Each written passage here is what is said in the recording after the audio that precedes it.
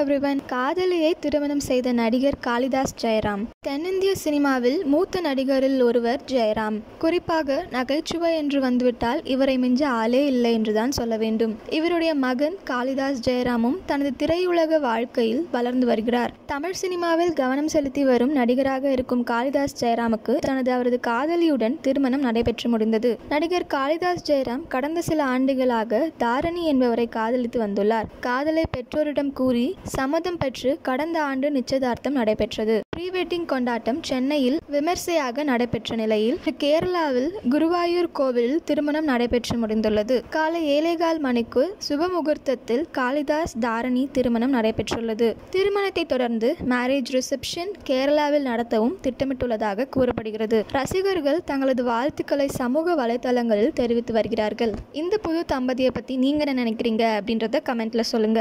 இதே மாதிரி latest cinema news அப்டேட்க்கு இந்த சேனலை சப்ஸ்கிரைப் பண்ணிக்கோங்க.